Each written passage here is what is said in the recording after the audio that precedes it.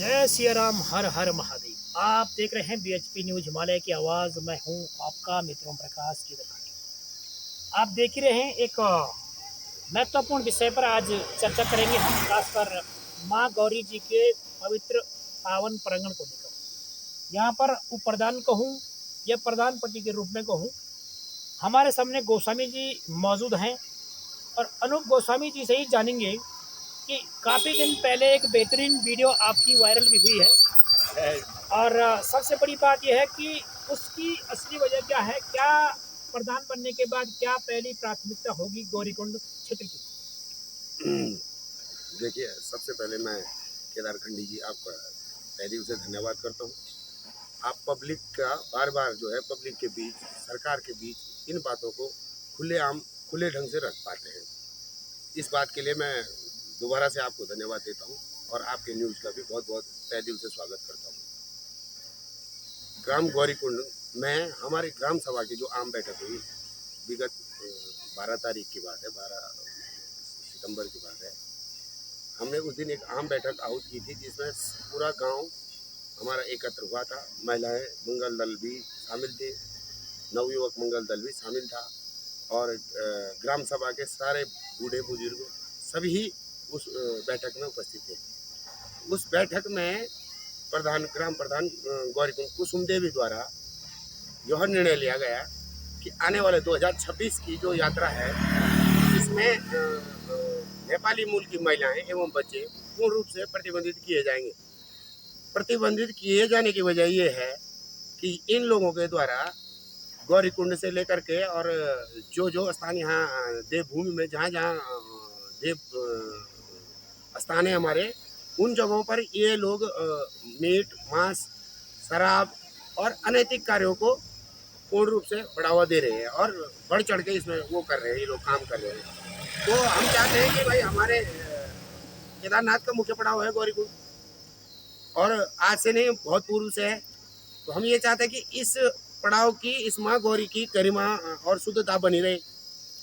हमारे जो ऊपर जो ये नेपाली मूल के लोग रहते हैं, इनकी वजह से वहाँ से जो गंद बह करके नीचे माँ मंदिर में पहुँचता है, ये इसके कारण भी यही लोग हैं, क्योंकि वहाँ गंदे काम हो रहे तो वहाँ से जो मीट जो उनके वेस्टेज है वो भी सारा मंदिर में पहुँचता है। तो कहीं ना कहीं माँ की अपवित्रता को ठेस पहुँचने नहीं दिया जाएगा। तो इसलिए ग्राम सभा ने ये फैसला लिया है और इसको पूर्ण रूप से लागू भी किया जाएगा। गोस्वामी जी, एक महत्वपूर्ण बिंदु मेरे दिमाग में आया है, आपने भी देखा है, मैंने भी इसको कई बार रिपोर्ट भी किया है। खासकर गौरी कुंड को लेकर बात कर रहा हूँ, जो पार्वती जी का स्नानागार था, जब देवयुग की बात कर रहा हूँ। आज तो आम श्रद्धालुओं के लिए खुला हुआ है। इसकी जो प्रेवेसी की खासकर मैं बात कर रहा हूँ, इसमें कोई कवरिंग सिस्टम नहीं दिख रहा है। इस बार क्या इसमें आपके जो प्रधान जी के मतलब संज्ञान में, या आप तमाम लोगों इस कवरिंग का या कुछ सौंदर्यीकरण का है? बिल्कुल, हम जो है गर्म कुंड को पूर्व की भांति भव्य एवं वैसा ही बनाएंगे जैसा वो था।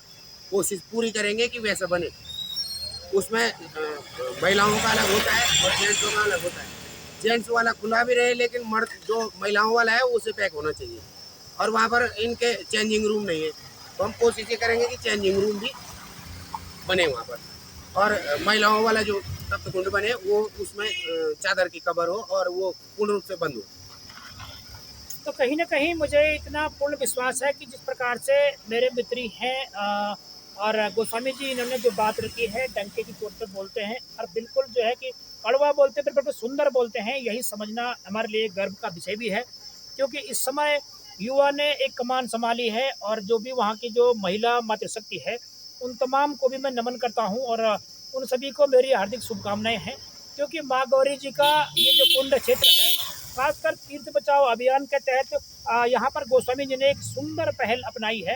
अच्छा गोस्वामी जी, एक बात और रह जाती है, गैर हिंदुओं के लिए क्या इस बार कुछ नियम लागू होंगे वहाँ पर? देखिए केदार खंडी जी, मैं अभी अपने ग्राम सभा में दोबारा जाके बैठक करूंगा। जो अक्टूबर में बैठक होगी उस बैठक में कुछ बातें होंगी, देखेंगे। क्योंकि हमारा, देखिए, हम किसी के विरुद्ध नहीं बोलेंगे, क्योंकि हम नहीं चाहते किसी के रोजगार पे लात पड़े, चाहे वो हिंदू हो, चाहे मुसलमान हो, चाहे कोई भी हो। हम ये चाहते हैं कि भाई रोजगार करें तो दायरे के अंदर करें। और सबसे पहले हम ये चाहते हैं कि यहाँ हमारे धार्मिक स्थानों पे अधर्मी काम कोई भी ना हो।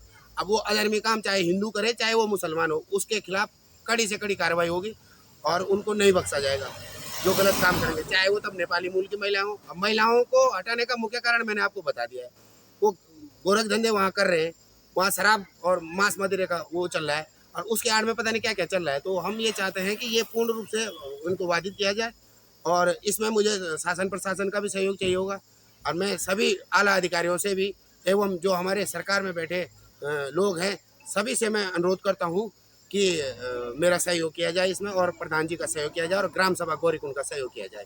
धन्यवाद। एक और सवाल है मेरे मन में, एक रोपवे को लेकर। जी रोपवे पर आप इस जो सेंट्रल गवर्नमेंट की जो योजना है, इसको आप कैसे देखते हैं? खासकर कितना लाभकारी या हमारे क्षेत्र के लोगों को कितना इससे बेनिफिट मिलने वाला है, इस पे कुछ जानकारी है? ये केदारखंडी जी, ये बहुत ही उम्दा विषय आपने बात की है और बहुत ही ज्वलनशील मुद्दे हैं इसके, क्योंकि देखिए रूप वे जो लगेगा वो सोनप्रयाग से इन्होंने स्टेशन अब बोल रहे हैं बनाने को, जबकि माननीय प्रधानमंत्री नरेंद्र मोदी जी ने पहले घोषणा की थी कि गौरीकुंड भी स्टेशन बनेगा, एक स्टेशन सोनप्रयाग और एक स्टेशन गौरीकुंड बनेगा। तो उस स्टेशन को बदल करके इन्होंने इमरजेंसी कुछ ऐसा करा है 2-3 जगह पर, वो उसका हम पूर्ण रूप से ग्राम सभा गौरीकुंड विरोध करेगी और हमारे जो सरपंच साहब हैं मुकेश गोस्वामी जी वो भी पूर्ण रूप से विरोध करेंगे और हमारी जो वन पंचायत टेरिटरी है मैं आपके संज्ञान में डाल देता हूँ और वो जो सोनप्रयाग पुल है तो पुल से और जंगल चट्टी यहाँ तक हमारी अपनी व्यक्तिगत वन पंचायत है और राजस्व विलेज हमारा गरुड़ चट्टी तक हमारे गौरीकुंड ग्राम सभा का अधिकार है। तो मैं ये चाहता हूँ कि जो हमारी टेरिटरी है उसका पूर्ण रूप अधिकार हमारे सरपंच को मिले और सरपंच ही चलाए उसको, ना कि पहले की तरह कोई अन्य आकर के वहाँ वो करे वसूली करे। और दूसरी चीज़, हमारी टेरिटरी में अगर ये इनके टावर बनते हैं रोपवे के तो ये हमारे जंगलों का जो नुकसान करेंगे उसका कौन भरपाई करेगा? क्या इनको वहाँ मेरे जंगल में या हमारे ग्राम सभा के जंगल में इनको परमिशन कौन देगा? नो ड्यू कौन देगा? बिना नो ड्यू के ये बनाते हैं तो उसमें हम एक्शन करेंगे और कोर्ट भी जाना पड़ेगा तो कोर्ट भी जाएंगे, क्योंकि इसमें पूर्ण रूप से वो होता है कि जो जिसकी ज़मीन प्रभावित होगी, जहाँ के लोग इससे प्रभावित होंगे उन लोगों को इसका बेनिफिट मिलना चाहिए। अब बेनिफिट क्या देंगे ये? पहले तो मैं ये अगर एक पेड़ काटेंगे तो इनको 10 पेड़ हमें देने पड़ेंगे ग्राम सभा को। दूसरी चीज़, ये जगह निर्धारित कराएंगे कि यहाँ पेड़ भी इनके द्वारा लगवाए जाएंगे, उसकी रैकी मैं प्रधान द्वारा भी करवाऊंगा, सरपंच द्वारा भी और स्वयं भी रहूँगा वहाँ पर।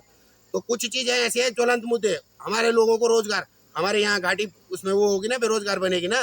घोड़े का व्यवसाय चलता है, होटलों का जो रास्तों में लोगों ने छोटे मोटे ढाबे लगाते हैं, इनका कौन देखेगा बताओ? ये तो चलने बंद हो जाएंगे ना। एक बार में केबल कार से कितने लोग जाएंगे केदारनाथ, और जो केदार जाएगा तो सीधे केदार से नीचे ही तो आएगा, वो रास्ते में थोड़ी ना उतरेगा केबल से। तो मेरा कहने का मतलब ये है कि रोजगार की भी बात आ रही है, रोजगार पे बहुत बड़ा फर्क पड़ने वाला है। तो मैं चाहता हूँ कि रोजगार इसमें हमारे लोगों को बोले तो हमारे जिले के लोगों को, हमारे ग्राम सभा के लोगों को, सारे ग्राम सभा के लोगों को इसमें इन्वॉल्व किया जाए। प्रत्येक गांव से एक आदमी, दो आदमी, ऐसे 5 आदमी करके ये अपने उसमें लगाए, ना कि बाहर से कुछ आए यहाँ, बाहर के लोग आए फिर हम पे यहाँ राज करें, हम लोगों को धमकाएंगे, ऐसा नहीं चलेगा। इसलिए अब मेरे साथ इसमें मैं आपको बता दूं पूरा जिला खड़ा है, प्रत्येक प्रधान मेरे जिले का मेरे साथ खड़ा है और प्रत्येक ग्राम सभा मेरे साथ खड़ी है। इसके लिए अगर हमें उग्र आंदोलन भी करना पड़ेगा तो हम बाधित होंगे तो हम कर देंगे। इसी पर मेरा ये सवाल था, अंतिम ही सवाल कहूँगा। गोस्वामी जी, आपका समय देने के लिए बहुत बहुत धन्यवाद। सबसे बड़ी बात यह है कि आपकी फैन फॉलोइंग बहुत तगड़ी है, हर कोई मुझे लगता है कि भारत के और जितने भी मजदूर व्यवसाय बनते हैं खासकर ये लोकल व्यवसाय बाधित होगा, ये आपने ये बहुत अच्छी बात है कि वाकई में आपको अपने भाइयों का दर्द पता है कि वाकई में जो केदार बाबा सबके चूल्हे जलाने का एक पालनहारी होगा और तमाम लोगों के सुख सुविधा से लेकर स्कूली शिक्षा से लेकर कहूँ या स्वच्छता की दृष्टि जो भी धन अर्जित वहाँ से किया जाता है उस पर बहुत बड़ा प्रभाव पड़ने वाला है। लोगों के लिए क्या प्रायोरिटी आपकी तरफ से रहेगी? जो पॉल्यूशन होगा उसका कौन जिम्मेदार रहेगा? हम लोग झेलेंगे ना। वहाँ आता है, इतना यात्री आता है, वहाँ पे बाहर से लोग प्रत्येक गांव के जाते हैं। गौरीकुंड का तो गांव कितना छोटा है, वहाँ पर गौरीकुंड के थोड़ी ना लोग उतने व्यावसायिक हैं। मैं बता रहा हूँ ना आपको, हमारे गाँव में गिने हुए लोग हैं और बाहर से लोग जाते हैं वहाँ पे। हर गाँव का आदमी जा करके वहाँ पर रोजगार करता है अपना। तो मैं व्यक्तिगत अपनी लड़ाई नहीं लड़ रहा हूँ, मेरे पूरे लोगों की लड़ाई है ये। मेरे कहने का मतलब मैं ये नहीं कह रहा हूँ कि मत लगाओ, कोई लगाओ, आप यात्रियों को सुविधा दो भाई, हम भी चाह रहे हैं, लेकिन उस सुविधा के ये नहीं कि खाली आप लोग बाहर से कोई आएगा वो सुविधा वही उसमें मतलब उन्हीं को बेनिफिट मिलेगा। हमारे लोगों को बेनिफिट देंगे और देना पड़ेगा। रोजगार के लिए हमारे लोग उसमें इन्वॉल्व होंगे तभी वो व्यवस्था ढंग से चलेगी, नहीं तो चरमरा जाएगी। और हम पहले तो बोले ना, हम इनको नो ड्यू नहीं देंगे, हम इनको नो ड्यू देंगे ही नहीं, ये नो ड्यू मांगेंगे। अभी हमारी पंचायत में अगर ये अपने वो लगाते ना टावर्स, तो उनकी इनको हमसे नो ड्यू लेनी पड़ेगी ग्राम सभा को और सरपंच से, तो वो नहीं देंगे इनको नो ड्यू। नो ड्यू तब देंगे जब ये हमारी मांग पत्र भी हमने लिखा हुआ है, और वो मांग पत्र थोड़ा किसी कारणवश मैं अभी सेंड नहीं कर पाया, वो मैंने सबके लिए लिखा है। वो मांग पत्र जो है मेरा सारे विभागों के लिए है, और कुछ बातें ऐसी हैं जो मैं मीडिया के माध्यम से भी बाद में खुली करूँगा। अभी तो मैं इसलिए नहीं कर रहा हूँ क्योंकि अभी मेरे पास पुख्ता कुछ सबूत आया नहीं है। तो मैं ये भी चाहूँगा कि भाई जो हमारी टेरिटरी में सरकार ने जो काम गलत कर रखे हैं उन पर भी जरूर ध्यान दिया जाएगा। धन्यवाद। बहुत बहुत धन्यवाद गोस्वामी जी समय देने के लिए, आपका दिल से आभार। जय माँ भवानी गौरी, जय बाबा जय बाबा केदार, केदार। जय माँ गौरी। बहुत बहुत शुभकामनाएं आपको धन्यवाद। प्रधान के पद पर भी विराजमान होने के लिए, और आपके जो बोलने की जो शैली है और कार्य करने की जो, मैं समझ रहा हूँ कि आप बेहतरीन प्रधान साबित होंगे, एक ऐतिहासिक पद।